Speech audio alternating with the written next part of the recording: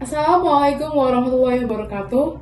Kami dari kelompok Tata Kata akan mempresentasikan karya tulis ilmiah kami yang berjudul Efektivitas Sistem Deteksi Emosi berdasarkan suara dalam aspek data, metode, dan jenis emosi. Karya tulis ini disusun untuk memenuhi tugas akhir mata kuliah Bahasa Indonesia untuk Komunikasi Ilmiah yang menekankan pada kemampuan menulis ilmiah secara sistematis dan kritis.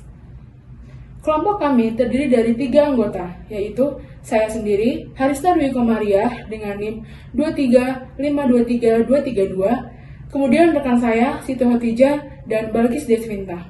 Karya tulis kami terbagi ke dalam 4 bagian utama, yaitu pendahuluan, yang berisi latar belakang, perumusan masalah, dan solusi kajian.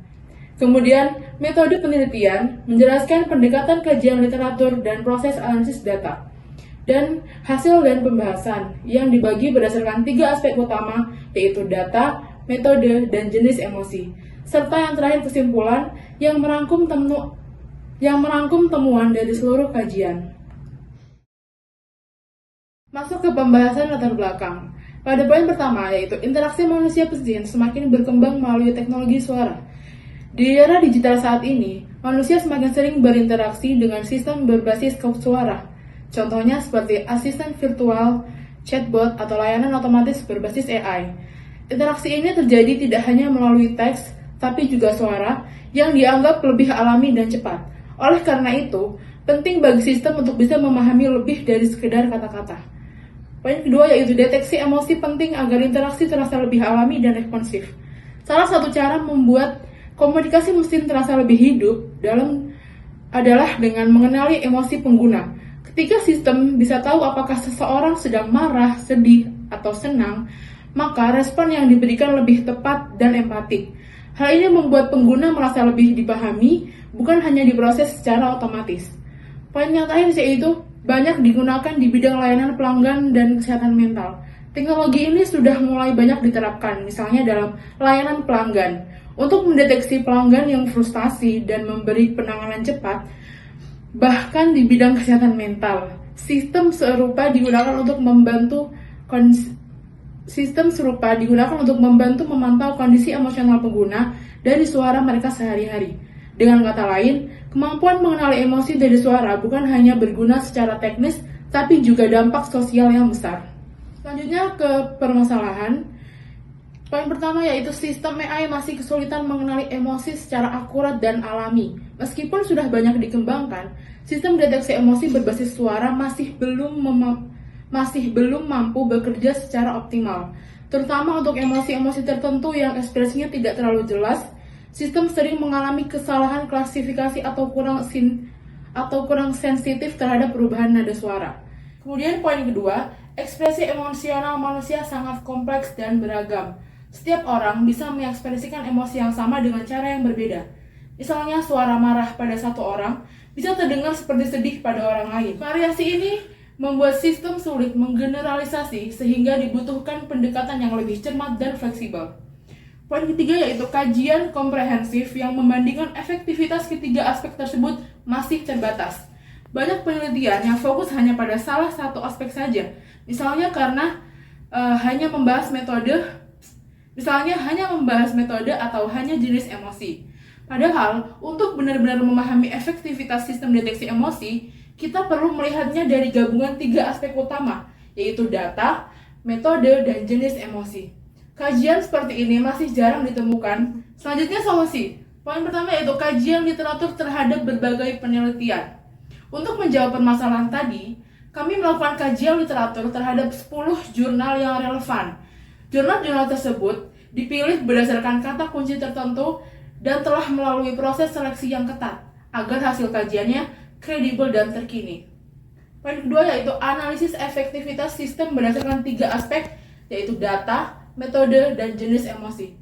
Kajian kami tidak hanya menyajikan ringkasan isi jurnal, tapi juga melakukan analisis mendalam untuk melihat bagaimana ketiga aspek utama tadi, yaitu data, metode, dan jenis emosi, mempengaruhi hasil sistem deteksi. Poin ketiga yaitu perbandingan pendekatan untuk menemukan pola terbaik. Kami membandingkan berbagai pendekatan dari jurnal yang berbeda agar bisa menemukan pola-pola tertentu. Misalnya, jenis dataset apa yang paling efektif atau metode mana yang menghasilkan akurasi paling tinggi. Hal ini membantu kami mengidentifikasi strategi terbaik untuk pengembangan sistem. Poin terakhir yaitu rekomendasi optimal untuk sistem lebih akurat dan andal. Dalam hasil kajian ini, kami menyusun rekomendasi strategis. Rekomendasi ini diharapkan bisa membantu pengembangan sistem atau peneliti selanjutnya dalam membangun sistem deteksi emosi yang lebih akurat, efisien, dan adaptif terhadap konteks pengguna.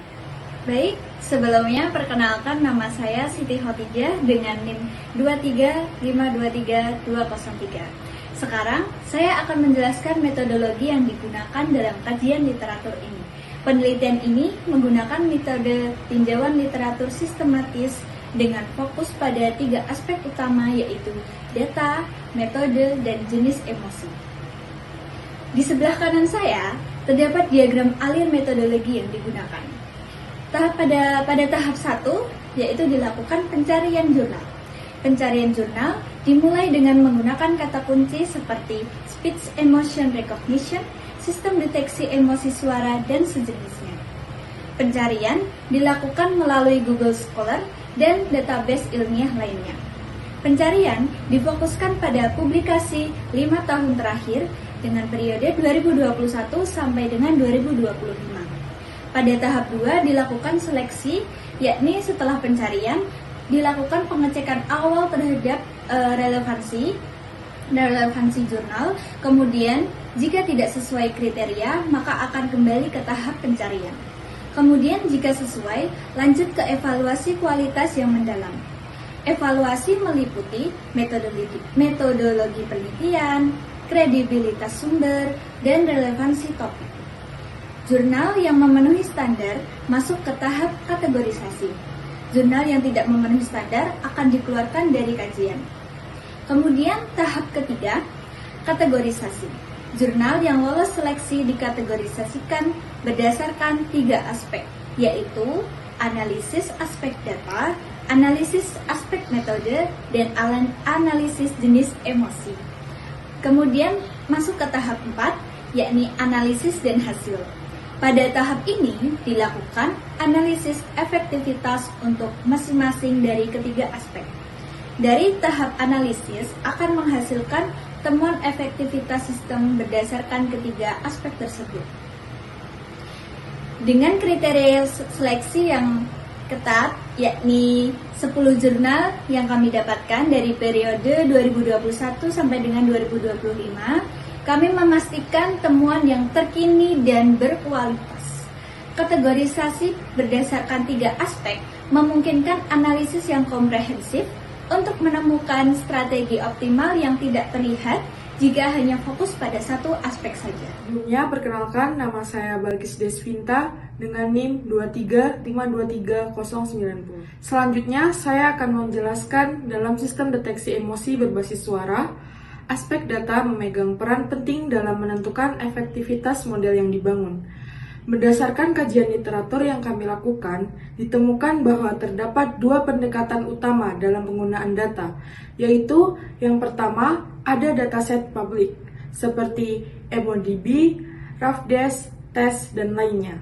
Berikutnya ada rekaman lokal yang biasanya berasal dari sumber-sumber seperti dialog televisi atau percakapan alami. Jika kita lihat dari tabel di slide ini, EmoDB terdapat dari 535 data dan mencakup 7 emosi. Dataset ini dinilai memiliki konsistensi terbaik karena pelabelan yang rapi dan distribusi data yang seimbang. Yang kedua ada RAFDES dengan 1440 data dan 8 emosi. Unggul dalam variasi suara dan ekspresi sehingga sangat cocok untuk model yang memerlukan ragam emosi. Berikutnya, TES yang berisi 2.800 data dan 7 emosi, memiliki struktur data yang sangat baik namun aktornya terbatas. Sementara itu, rekaman lokal terdiri dari 507 data dengan 4 emosi, walaupun secara budaya lebih relevan. Namun jumlah datanya kecil dan distribusi emosinya tidak seimbang, sehingga kualitasnya rendah dibanding dataset publik.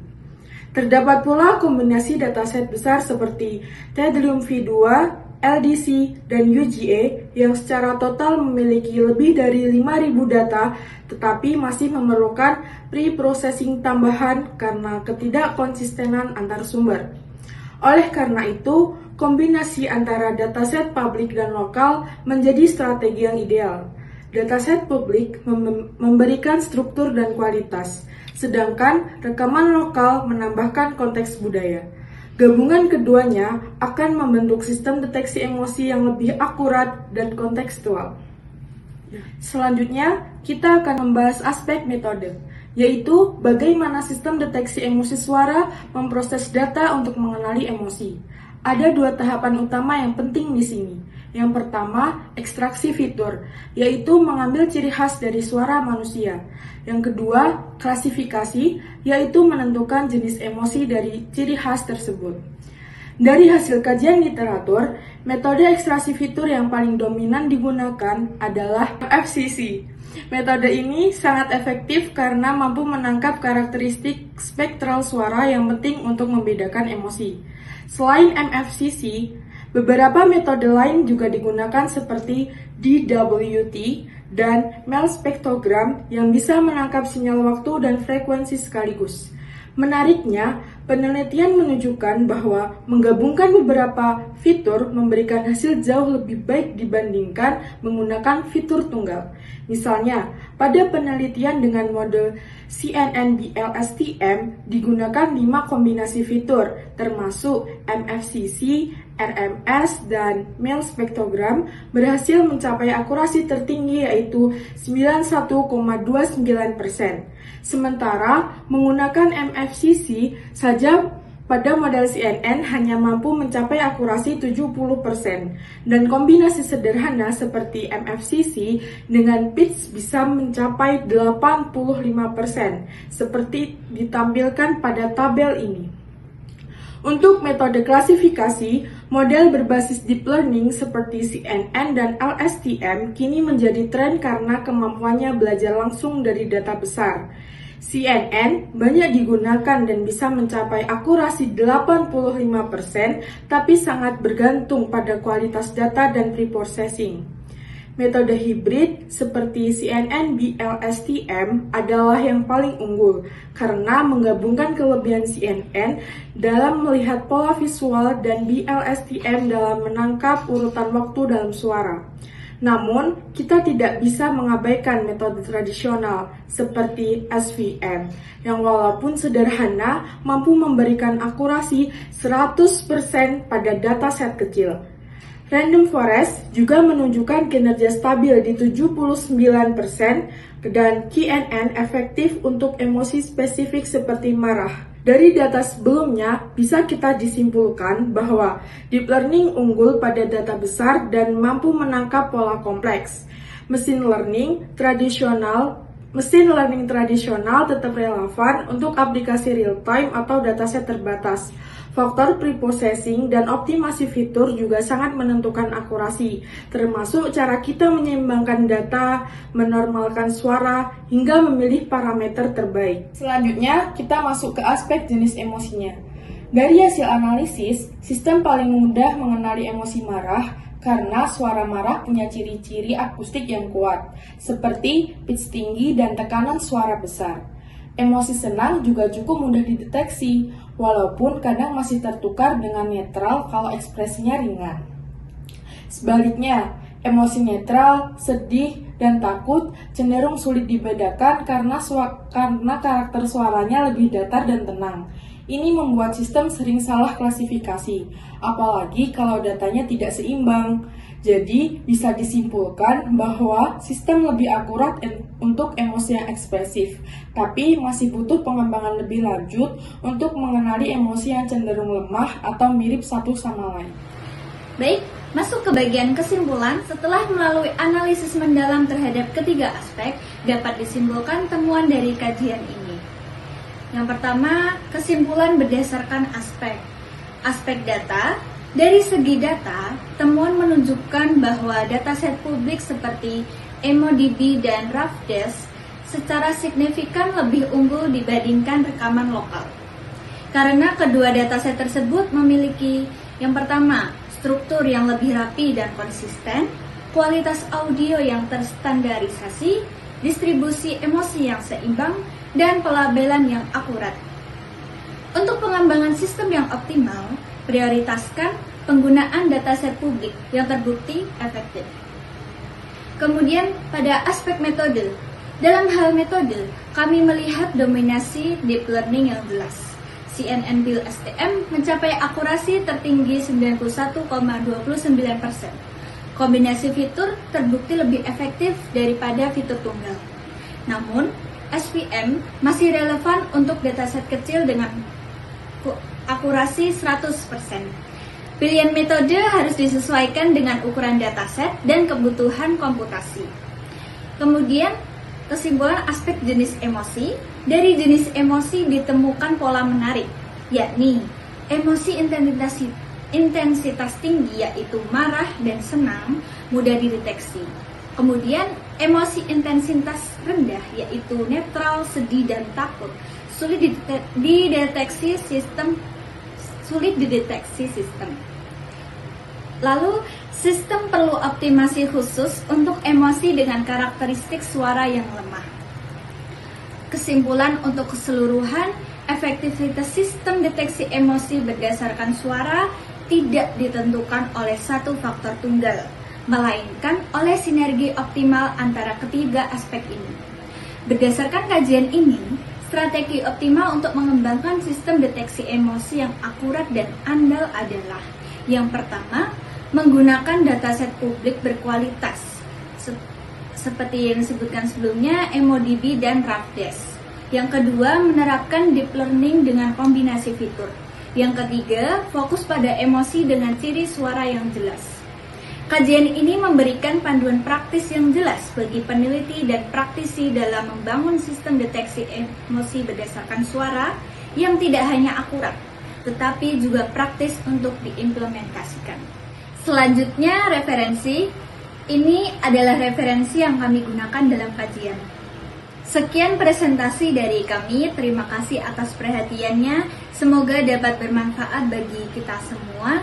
Wassalamualaikum warahmatullahi wabarakatuh.